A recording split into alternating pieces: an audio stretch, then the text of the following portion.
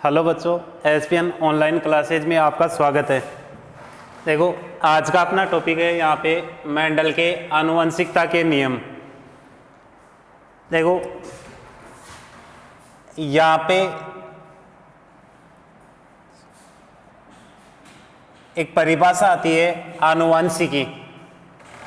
आनुवंशिकी का मतलब होता है आनुवंशिकी या जेनेटिक्स। इसका मतलब होता है कि बायोलॉजी की वह शाखा या जीव विज्ञान की वह शाखा जिसमें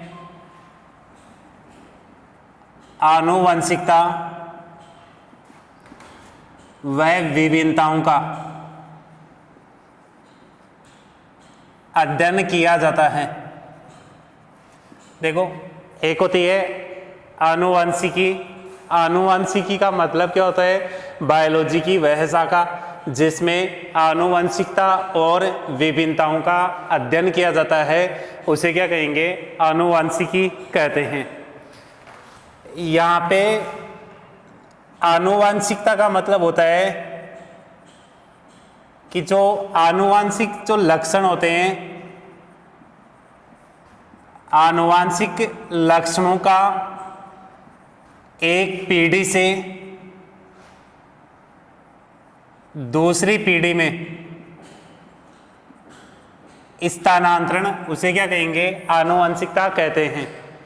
जो आनुवंशिक लक्षण होते हैं उनका एक पीढ़ी से दूसरी पीढ़ी के अंदर स्थानांतरण, उस स्थानांतरण को क्या कहेंगे? आनुवंशिकता कहते हैं। यहाँ पर एक जो जनक होता है, एक जनक द्वारा उत्पन्न सभी जो संततियां होती है, सभी संततियां यहाँ पर आपस में समान नहीं होती है, आपस के अंदर समान नहीं होती है। क्यों? क्योंकि यहाँ पर इन संततियों के अंदर विभिन्नताएं पाई जाती है। क्या पाई जाती है? विभिन्नताएं। एक ही जो जनक है उसके द्वारा उत्पन्न जो संततियां है ये आपस में समान नहीं है। रीजन क्या है कि ये जो संततियां है ये इनके मध्य क्या पाई जाती है? विभिन्नताएं पाई जाती है। विभिन्नताएं यहाँ पर दो प्रकार की होती है। एक होती है आनुवंशिक विभिन्नता और दूसरी होती है उपार्जित या फिर वातावरणीय विभिन्नता। दो प्रकार की विभिन्नताएं होती है। एक तो होती है आनुवंशिक विभिन्नता और दूसरी होती है उपार्जित या फिर वातावरणीय विभिन्नता। आनुवंशिक जो विभिन्नता है इसका मतलब होगा कि ऐसी विभिन्नताएं जो पीढ़ी दर पीढ़ी स्थानांतरित होती रहती है, उन विभिन्नताओं को यहाँ पर क्या कहेंगे? आनुवंशिक विभिन्नताएं कहते हैं। उपार्जित या फिर वातावरणीय विभिन्नताओं का मतलब है कि जो विभिन्नताएं होती है ये जीव अपने बाह्य वातावरण से अर्जित करता है तथा जीव की मृत्यु के साथ वो विभिन्नताएं वहाँ पे समाप्त हो जाती है। उन विभिन्नताओं को क्या कहेंगे? उपार्जित या फिर वातावरणीय विभिन्नताएं कहते हैं। यहाँ पर जो जॉन ग्रेगर मेंडल, इसको आनुवंशिकी का जनक माना गया है। जॉन ग्रेगर मेंडल, इसे आनुवंशिकी का जनक माना गया है। इसके अलावा विलियम बेटसन, इसे आधुनिक आनुवंशिकी का जनक माना गया है। देखो, एक तो जॉन ग्रेगर मेंडल, इसे तो आनुवंशिकी का जनक है, और जो विलियम्स बेटसन है इसे आधुनिक आनुवंशिकी का जनक माना गया है।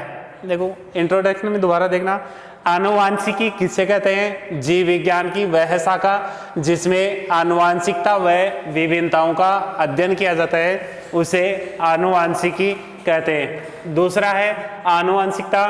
आनुवंशिक जो लक्षण है उनका एक पीढ़ी से दूसरी पीढ़ी में स्थानांतरण, उसे क्या कहेंगे? आनुवंशिकता कहते हैं।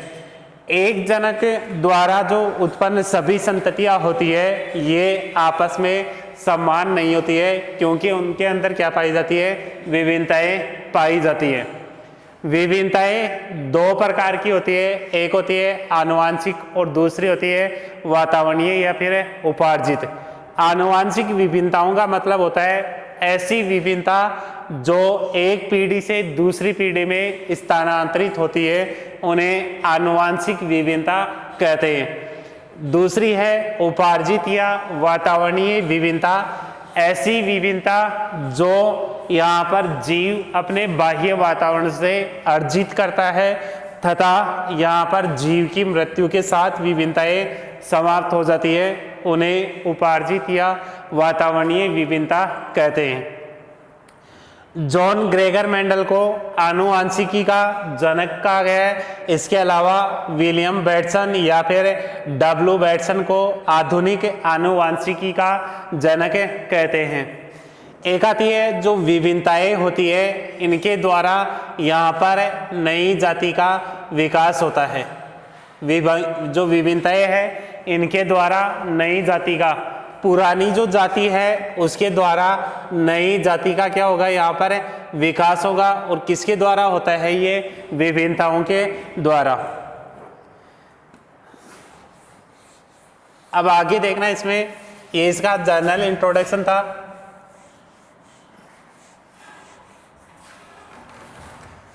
अब आता है इसमें थोड़ा सा मेंडल का जीवन परिचय।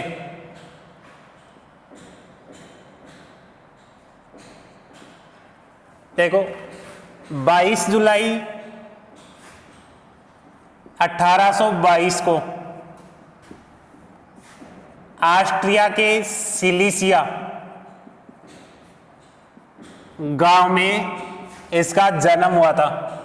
22 जुलाई 1822 के अंदर ऑस्ट्रिया के सिलिसिया गांव में इसका जन्म हुआ।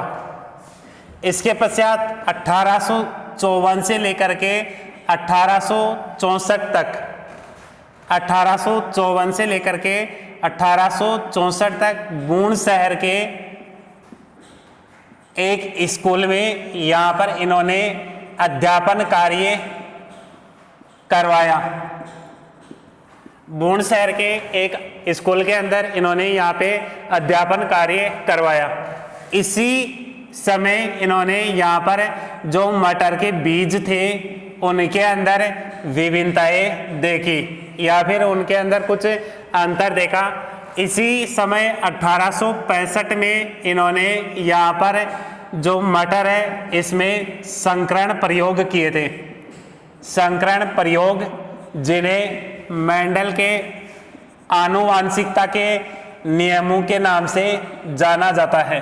देखो 1865 में ही यहाँ पर मेंडल ने मटर के ऊपर संकरण प्रयोग किए थे और जो प्रयोग थे इनको इन्होंने एक नियमों के रूप में प्रस्तुत किया था, जिन्हें मेंडल के आनुवांशिकता के नियम कहते हैं। 1884 में यहाँ पर मेंडल की मृत्यु हो जाती है। 1884 के अंदर मेंडल की मृत्यु हो जाती है। इसके बाद में देखो 1865 के अंदर इन्होंने यहाँ पर आनुवांशिकता के नियम प्रस्तुत किए थे। अब उस वक्त इसके द्वारा दिए गए जो नियम थे इनकी ओर किसी ने ध्यान नहीं दिया था। 1865 में इन्होंने आनुवांशिकता के नियम प्रस्तुत किए, लेकिन 1865 के अंदर यहाँ पे वैज्ञानिकों ने इसकी ओर ध्यान नहीं दिया। सन 1900 में 3 देशों के वैज्ञानिक स्वतंत्र रूप से कार्य करते हुए वे निष्कर्ष निकाले जो 1864 में मेंडल ने प्रस्तुत किए थे। अब यहाँ पे आता है जर्मनी का, हॉलैंड और ऑस्ट्रिया। जर्मनी का था डी ब्रीज, शेरमेक हॉलैंड का, सॉरी कार्ल कोरेनस हॉलैंड और शेरमेक ऑस्ट्रेलिया। 3 वैज्ञानिक थे, जर्मनी का डीब्रिज, हॉलैंड का कार्ल कोरेनस और ऑस्ट्रिया का शेरमेक। इन्होंने स्वतंत्र रह करके यहाँ पर मेंडल के जो नियम थे इनकी पुनः खोज की और वो ही निष्कर्ष निकाले जो 1865 के अंदर मेंडल ने प्रस्तुत किए थे। देखो जीवन परिचय में देखना, 22 जुलाई 1822 के अंदर ऑस्ट्रिया के सिलिसिया गांव के अंदर इनका जन्म हुआ। 1854 से लेकर के 64 तक बूंद शहर के स्कूल में अध्यापन कार्य करवाया। यहाँ पर ही रहकर इन्होंने मटर के बीजों के अंदर विभिन्नताओं का अध्ययन किया। 1865 में इन्होंने मटर के अंदर संकरण प्रयोग किए और आनुवंशिकता के नियम प्रस्तुत किए। 1884 के अंदर मेंडल की मृत्यु हुई। यहाँ पे देखना 1865 के अंदर नियम प्रस्तुत किए थे, लेकिन उस वक्त वैज्ञानिक द्वारा इनके नियमों की ओर ध्यान नहीं दिया गया। सन 1900 के अंदर 3 अलग अलग देशों के वैज्ञानिकों ने यहाँ पर मेंडल के नियमों की या स्वतंत्र रूप से खोज की। एक था जर्मनी का डीब्रिज, हॉलैंड का कार्ल कोरेनस और ऑस्ट्रिया का शेरमेक। इन तीनों ने स्वतंत्र रह करके मेंडल के नियमों की पुनः खोज की और वो ही रिजल्ट प्राप्त किए जो 1865 के अंदर मेंडल ने प्रस्तुत किए थे। ये था यहाँ पर इसका जीवन परिचय। अब देखो एक चीज आती है कि 1865 के अंदर यहाँ पर मेंडल ने अपने नियम प्रस्तुत किए थे, उस वक्त इनके नियमों को क्यों नहीं माना गया, या फिर मेंडल की असफलता के कौन से कारण थे। 1865 के अंदर मेंडल ने जो नियम प्रस्तुत किए थे उसकी असफलता के कारण देखना, पहला कारण था मेंडल यहाँ पे एक वैज्ञानिक नहीं था। मेंडल वैज्ञानिक नहीं था, चर्च में पादरी था, इसलिए इसकी बातों के ऊपर किसी ने ध्यान नहीं दिया। देखो पहली असफलता का कारण कौन सा माना गया है कि मेंडल एक वैज्ञानिक नहीं था, चर्च के अंदर पादरी था, इसलिए इसकी बातों की ओर ध्यान नहीं दिया गया। दूसरा रीजन था मेंडल द्वारा प्रकाशित जो नियम थे, प्रकाशित नियम ऐसे शोध पत्र के अंदर थे जिसको अधिकांश वैज्ञानिक नहीं पढ़ते थे। मेंडल ने अपने नियम ऐसे शोध पत्र में प्रकाशित किए जिनको अधिकांश वैज्ञानिक नहीं पढ़ते थे। शोध पत्र कौन सा था? Natural history of society. इस शोध पत्र के अंदर इन्होंने अपने नियम प्रस्तुत किए थे जिसके कारण यहाँ पर अधिकांश वैज्ञानिक इस प्रकार के शोध पत्रों को नहीं पढ़ते थे। तीसरा रीजन है मेंडल ने अपने जो नियम थे, अपने नियमों में गणित व सांख्यिकी का अधिक उपयोग किया, जिसके कारण जीव वैज्ञानिक इन नियमों को नहीं समझ पाए।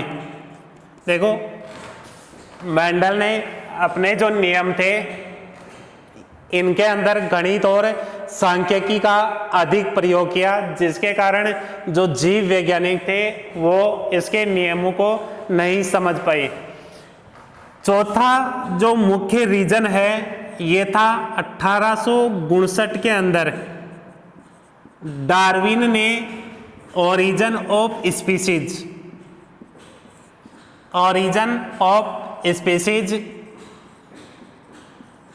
नामक पुस्तक प्रकाशित की थी, जिसके कारण विश्व भर के जो वैज्ञानिक थे उनका ध्यान किधर था? डार्विन की ओरिजिन ऑफ स्पीसीज पुस्तक की ओर था। जिसके कारण इसके शोध पत्र की ओर वैज्ञानिकों का ध्यान नहीं था। या फिर आप ये भी बता सकते हो 1859 में डार्विन ने यहाँ पे विकासवाद की धारणा प्रस्तुत की थी, जिसके कारण वैज्ञानिकों ने मेंडल के जो नियम थे उनकी ओर ध्यान नहीं दिया। देखो मेंडल की जो असफलता थी उसके कुछ कारण है। पहला है मेंडल एक वैज्ञानिक नहीं था, चर्च में बैठने वाला पादरी था। दूसरा है मेंडल द्वारा प्रकाशित जो नियम थे ऐसे शोध पत्र में थे जिसको अधिकांश वैज्ञानिक नहीं पढ़ते थे। उस शोध पत्र का नाम था नेचुरल हिस्ट्री ऑफ सोसाइटी। तीसरा है मेंडल ने अपने नियमों के अंदर गणित और सांख्यिकी का अधिक प्रयोग किया, जिसके कारण जीव वैज्ञानिक इसके नियमों को नहीं समझ पाए। फिर आता है 1859 में यहाँ पर डार्विन ने ओरिजिन ऑफ स्पीसीज या फिर विकासवाद की धारणा प्रस्तुत की थी, जिसके कारण अधिकांश वैज्ञानिकों का ध्यान डार्विन के विकासवाद की ओर था। ये कुछ रीजन थे जिसके कारण मेंडल के नियम 1865 के अंदर यहाँ पर लोकप्रिय नहीं हुए और दोबारा 1900 के अंदर खोज हुई। उस वक्त दोबारा मेंडल के जो नियम थे उनको लोकप्रिय बनाया गया। अब देखना मेंडल ने अपने जो प्रयोग थे, मेंडल ने अपने प्रयोग यहाँ पे उद्यान मटर के ऊपर किए थे। उद्यान मटर वानस्पतिक नाम है इसका payasam sativum. Payasam sativum Mendel ने अपने जो प्रयोग थे वो किसके ऊपर किए थे? उद्यान मटर या फिर पायसम सेटाइवम पर। रीजन क्या था कि इन्होंने मटर का पौधा ही चुना।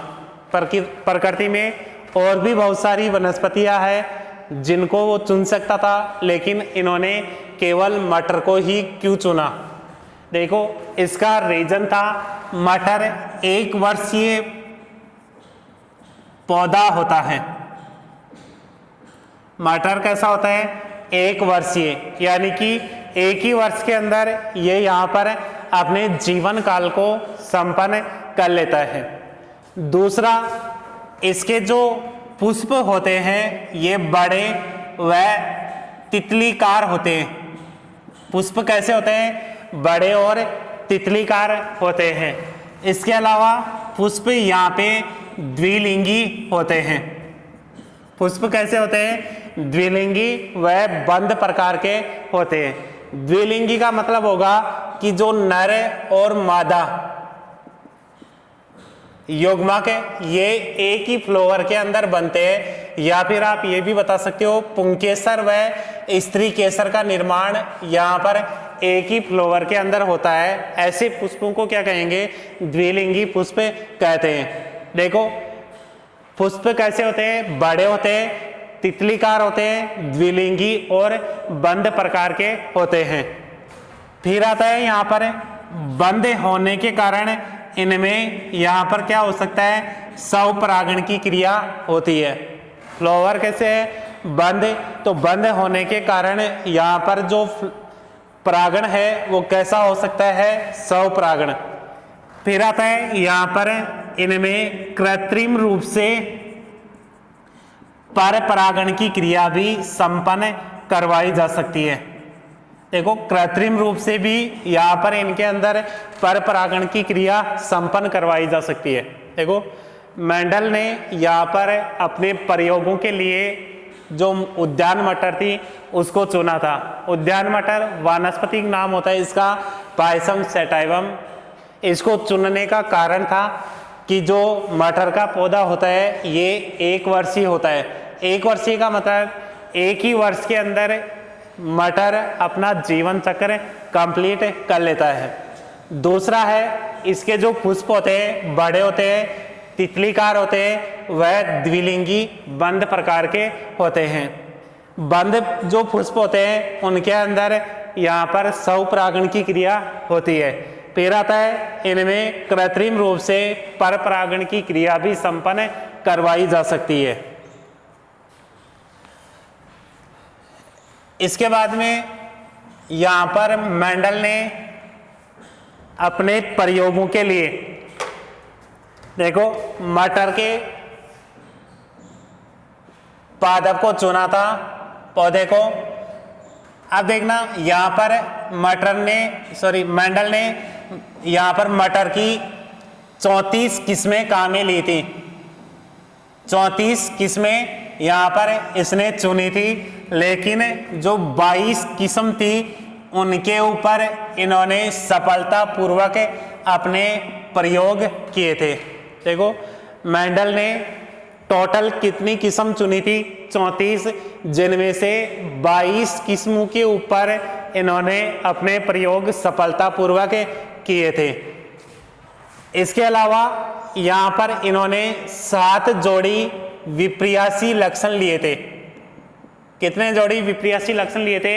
7 जोड़ी विप्रियासी लक्षण इन्होंने संकरण के लिए थे, जिसमें पहला आता है पौधे की ऊंचाई, दूसरा आता है पुष्प की स्थिति, तीसरा आता है पुष्प का रंग, चौथा आता है इसमें यहां पे फली का रंग, फिर आता है इसमें बीज का रंग, फिर है बीज का प्रकार और फली का प्रकार। देखो ये 7 लक्षण है जो मेंडल के द्वारा चुने गए थे। देखो पहला कौन सा था? पौधे की ऊंचाई, दूसरा पुष्प की स्थिति, तीसरा पुष्प का रंग, पांचवा बीज का रंग, छठवां बीज का प्रकार और सातवां फली का प्रकार। देखो पौधों की ऊंचाई, इसमें लंबेपन का व बौनेपन का लक्षण लिया था, लंबे और बौनेपन का। पुष्प की स्थिति, इसमें अक्षीय व कक्षीय स्थिति, अक्षीय व कक्षीय, इसमें बैंगनी व सफेद पुष्प। इसके अलावा फली का रंग हरा और पीला, इसी प्रकार से बीज का रंग भी हरा और पीला, बीज का था यहाँ पे गोल और झुर्रीदार, और फली का प्रकार था इसमें यहाँ पे फूली हुई व संकोचित। तो मेंडल ने 7 जोड़ी जो विप्रियासी लक्षण लिए थे उनमें आता है पौधे की ऊंचाई हो गई, इसके बाद में पुष्प की स्थिति, पुष्प का रंग, फली का रंग, बीज का रंग, बीज का प्रकार और फली का प्रकार। यहाँ पे विप्रियासी का मतलब होता है अलग अलग लक्षण, यानी कि इनमें से एक तो प्रभावी लक्षण है और दूसरा अप्रभावी लक्षण। 2 लक्षण है, एक प्रभावी है और दूसरा अप्रभावी। प्रभावी जो लंबेपन का लक्षण है ये कैसा है? प्रभावी। और जो यहाँ पर बौनेपन का लक्षण है वो कैसा है? अप्रभावी। या फिर आप परिभाषा के रूप में देखो तो प्रभावी लक्षण किसे कहते हैं? ऐसे लक्षण जो F1 पीढ़ी में प्रकट होते हैं, ऐसे लक्षण जो F1 पीढ़ी में प्रकट होते हैं उन लक्षणों को प्रभावी लक्षण, और जो F1 पीढ़ी में प्रकट नहीं होते हैं उन लक्षणों को अप्रभावी लक्षण कहते हैं। हाँ जी, इसके बाद में देखना यहाँ पर मेंडल द्वारा प्रतिपादित किए गए नियम। देखो मेंडल द्वारा प्रतिपादित किए गए नियम 3 नियम थे, जिसमें पहला था प्रभाविता का नियम, दूसरा था पृथक्करण का या फिर युग्मकों की शुद्धता का या फिर विसंयोजन का नियम, और तीसरा था इसमें स्वतंत्र अपव्यूहन का नियम। देखो तीन नियम थे। पहला था प्रभाविता का नियम, दूसरा था पृथक्करण, युग्मकों की शुद्धता या फिर विसंयोजन का नियम, और तीसरा था इसमें स्वतंत्र अपव्यवहन का नियम। देखो पहला और जो दूसरा नियम है ये एक संकर संकरण पर आधारित है, जबकि तीसरा जो नियम है ये द्विसंकर संकरण पर आधारित है।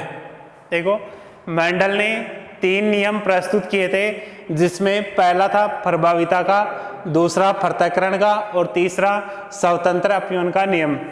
पहला और जो दूसरा नियम है ये एक संकर संकरण पर आधारित है, और जो तीसरा नियम है ये द्विसंकर संकरण पर आधारित है।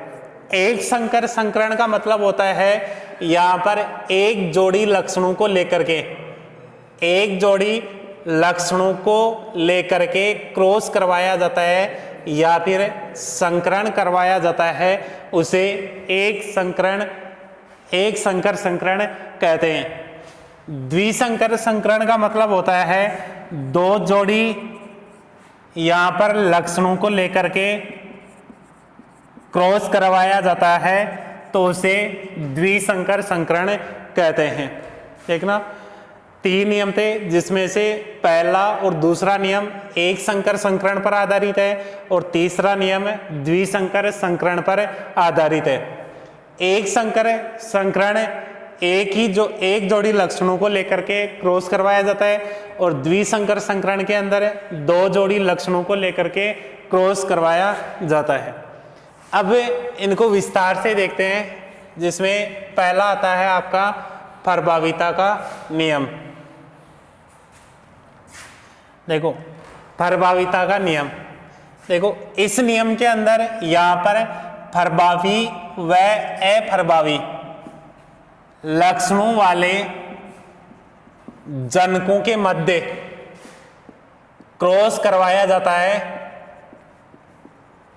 प्रभावी व अप्रभावी लक्षणों वाले जनकों के मध्य क्रॉस करवाया जाता है, तो F1 पीढ़ी में यहाँ पर प्रभावी लक्षण प्रकट होता है। F1 पीढ़ी के अंदर यहाँ पर कौन सा लक्षण प्रकट होगा? प्रभावी लक्षण। इसलिए इस नियम को क्या कहेंगे? प्रभाविता का नियम कहते हैं। इसके लिए मेंडल ने यहाँ पर लंबेपन का व बौनेपन का लक्षण लिया था। लंबे जो पादप थे उसको कैपिटल टी से प्रदर्शित किया था, और जो बौने पादप थे उनको स्मॉल टी से प्रदर्शित किया था। इसके पश्चात इनमें युग्मक जनन की क्रिया हुई, कैपिटल टी, स्मॉल टी, और फिर क्रॉस करवाते हैं तो यहाँ पर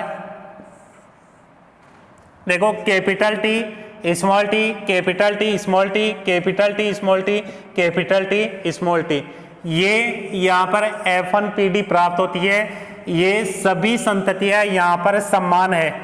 सभी संततियाँ कैसी है? समान। और समान यहाँ पर जो पौधे प्राप्त हो रहे हैं वो लंबे। कैसे प्राप्त हो रहे हैं? लंबे, लेकिन अशुद्ध लंबे प्राप्त होते हैं। देखो लंबे कैसे थे? कैपिटल टी वाले थे, और यहाँ पे कैपिटल टी स्मॉल टी है, तो यहाँ पर अशुद्ध लंबे पौधे प्राप्त होते हैं। इस नियम को क्या कहेंगे?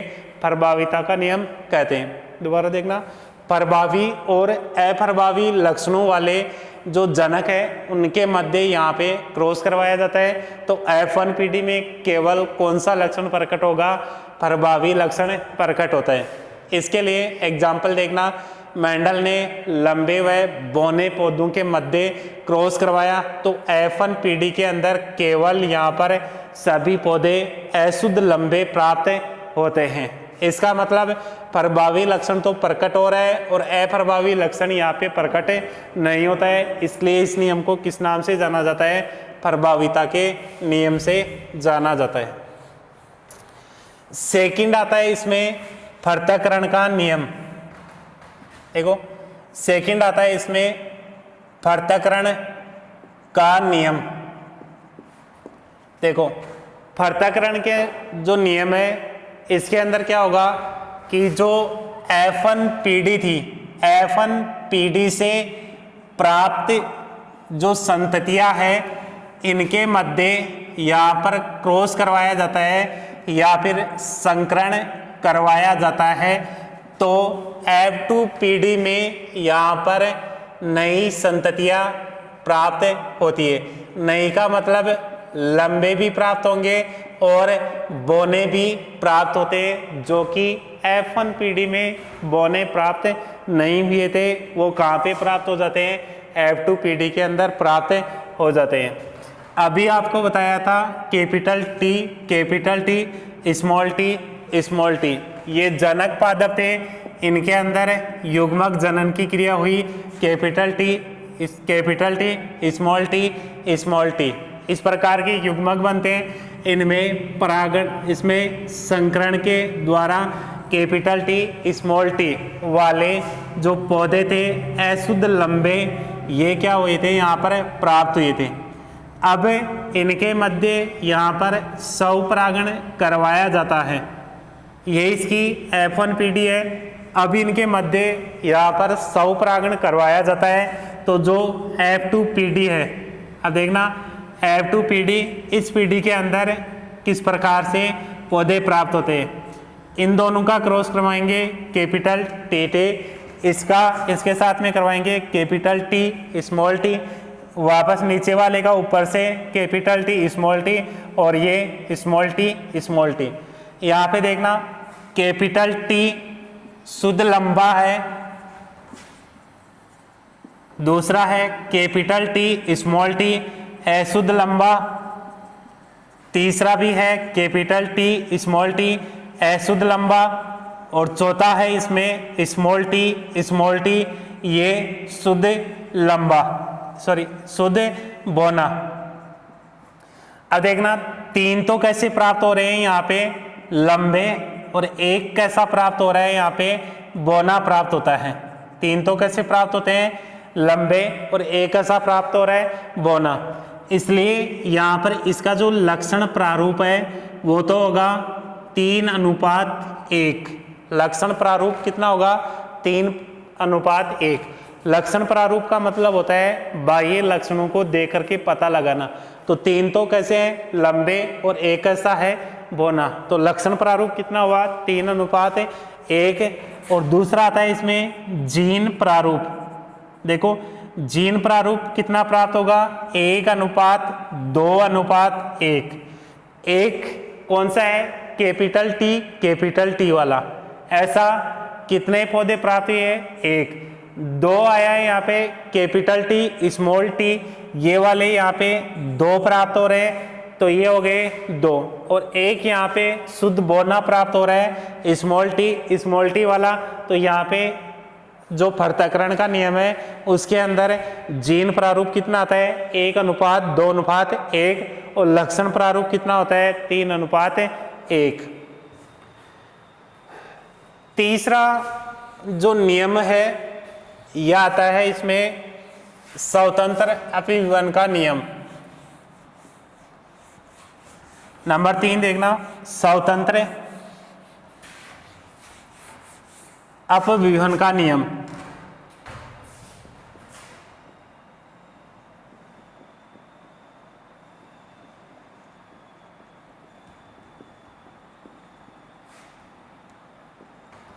देखो अभी बताया था आपको पहला और दूसरा नियम एक संकर संकरण पर आधारित है।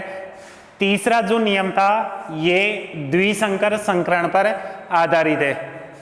इसके अंदर देखना द्विसंकर संकरण में इसके अंदर क्या होता है कि यहां पर दो जोड़ी विप्रियासी लक्षणों को लेकर के क्रॉस करवाया गया, तो यहां पर दोनों लक्षणों की वंशागति स्वतंत्र रूप से होती है। एक जो लक्षण है, एक लक्षण की उपस्थिति का दूसरे लक्षण पर कोई प्रभाव नहीं पड़ता है, उसे क्या कहेंगे? स्वतंत्र अपव्यवन का नियम कहते हैं। देखो, दो लक्षण यहाँ पर साथ रखे हैं, विपर्यासी लक्षण है, साथ रखा है। दोनों लक्षणों की यहाँ पर वंशागति क्या हो रही है? स्वतंत्र रूप से। एक लक्षण दूसरे लक्षण के ऊपर कोई प्रभाव नहीं डालता है, इसे क्या कहेंगे? स्वतंत्र अपव्यवन का नियम कहते हैं। दोबारा देखना, दो जोड़ी विपर्यासी लक्षण है, इनको साथ में रख करके क्रॉस करवाया तो दोनों लक्षणों की वंशागति स्वतंत्र रूप से होती है। एक लक्षण की उपस्थिति का दूसरे लक्षण के ऊपर कोई प्रभाव नहीं पड़ता है, उसे क्या कहेंगे? स्वतंत्र अपव्यवन का नियम कहते हैं। अब देखना, इसको भी वैसे समझते हैं कि किस प्रकार से इन्होंने अपना प्रयोग किया था। इसके लिए इन्होंने गोल व पीले और झुर्रीदार व हरे बीज, देखो, गोल व पीले, झुर्रीदार व हरे बीजों वाले पौधों के मध्य इन्होंने संकरण करवाया। गोल जो बीज है उनको कैपिटल RR से और पीले उनको कैपिटल Y से प्रदर्शित करते हैं। इसी प्रकार से झुर्रीदार को स्मॉल r से और हरे को स्मॉल y से प्रदर्शित करते हैं। देखो, ये यहाँ पर इनके युग्म विकल्प हो गए, capital RR, capital YY, small RR, small YY। अब यहाँ पे युग्मक का निर्माण हुआ, capital R, capital Y, small r, small y। F1 PD में यहाँ पे क्रॉस करवाया, capital R, small r, capital Y, small y। ये संतति प्राप्त होती है। और ये कौन सी? यहाँ पे गोल व पीले। कैसी संतति है? गोल व पीले। और कौन सी पीढ़ी है ये? यहाँ पे F1 PD। देखो, मेंडल ने जो प्रयोग थे इसमें स्वतंत्र अपव्यवन के नियम में दो लक्षण लिए थे, गोल व पीला, हरा। गोल व पीले को इन्होंने capital R, capital R, capital Y, capital Y से प्रदर्शित किया। झुर्रीदार व हरे बीज को small r, small r, small y, small y से प्रदर्शित किया। यहाँ पे युग्मकों का निर्माण हुआ, गोल व पीले वाले के अंदर कैपिटल R, कैपिटल Y और झुर्रीदार व हरे बीज के अंदर स्मॉल r, स्मॉल y का निर्माण हुआ। इनके मध्य क्रॉस करवाया तो F1 जो पीढ़ी है उसके अंदर capital R, small r, capital Y, small y वाली संततियाँ प्राप्त होती है। और सभी संततियाँ इसी प्रकार से प्राप्त होगी। इसके पश्चात यहाँ पे इनमें स्वपरागण की क्रिया करवाई गई। इनके मध्य क्या करवाया गया? स्वपरागण करवाया गया। तो इस दौरान यहाँ पे चार प्रकार के युग्मक बनते हैं। एक था कैपिटल R, कैपिटल Y, दूसरा था capital small r, capital Y, तीसरा है स्मॉल r, दूसरा आता है इसमें कैपिटल R, स्मॉल y, तीसरा आता है स्मॉल r, कैपिटल Y और चौथा आता है स्मॉल r, स्मॉल y। इसके पश्चात यहाँ पे इनमें स्वपरागण करवाया। सारणी में देखना कि किस प्रकार से यहाँ पे संततियाँ प्राप्त होती है।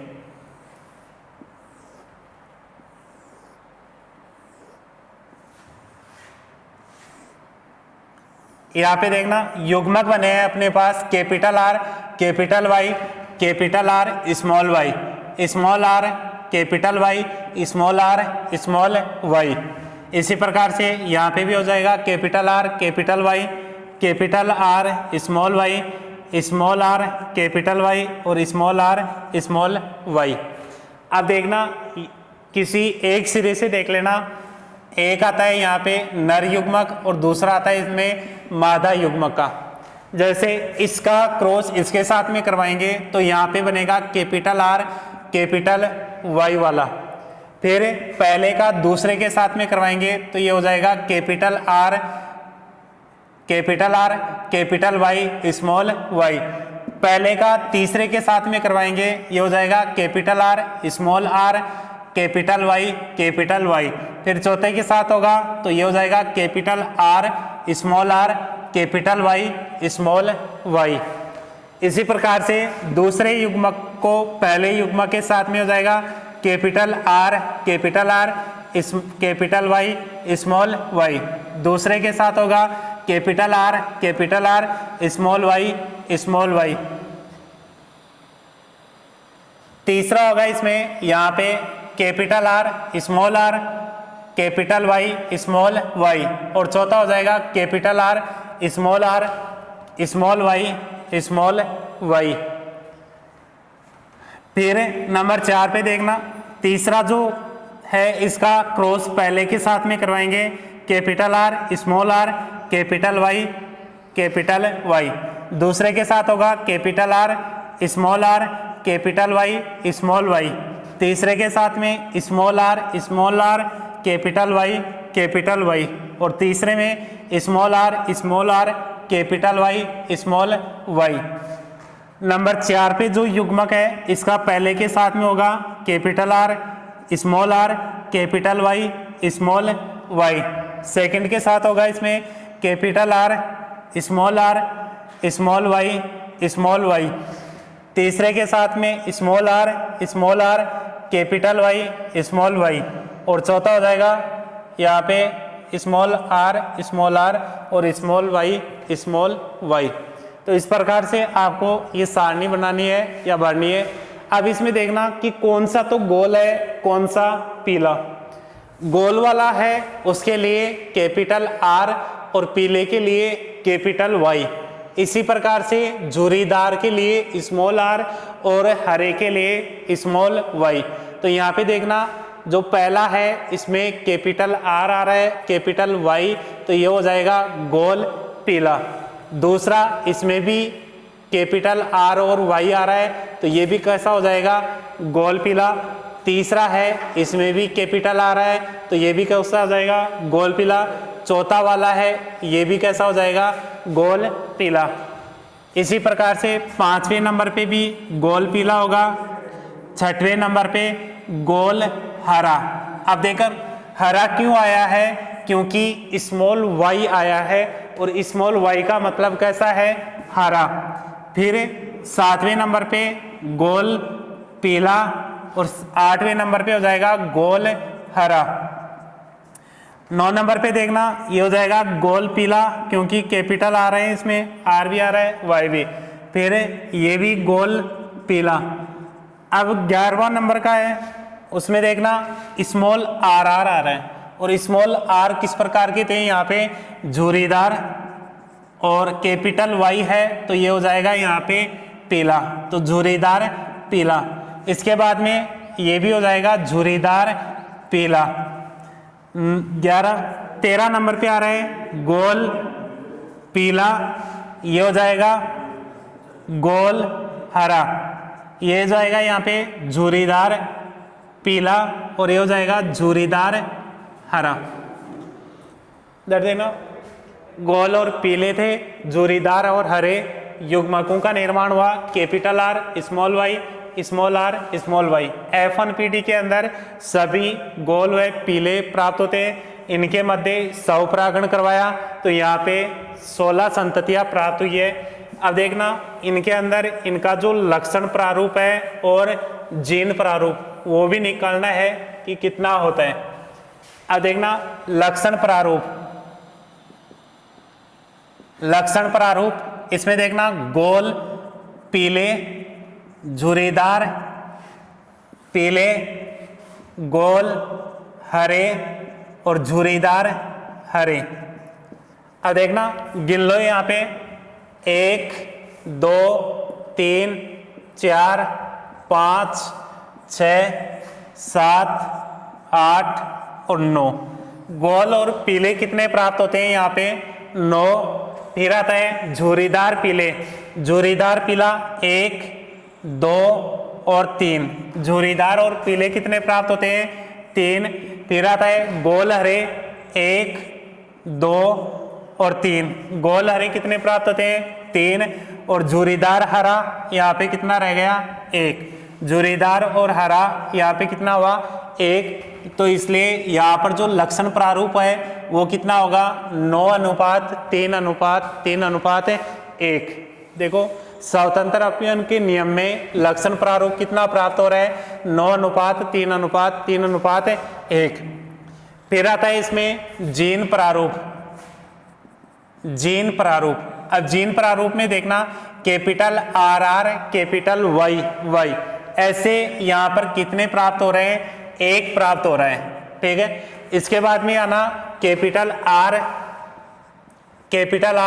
कैपिटल Y स्मॉल y ऐसे यहाँ पे कितने प्राप्त हो रहे हैं? 2 प्राप्त हो रहे हैं। काट दो इनको, आगे लिख लो संख्या कितनी हो रही है? 2। फिर आ रहा है यहाँ पे capital R small r capital Y। ये देखो एक तो यहाँ पे प्राप्त हो रहा है और एक यहाँ पे, इनकी संख्या भी कितनी है? यहाँ पे 2। फिर आता है यहाँ पे capital R small r capital Y small y।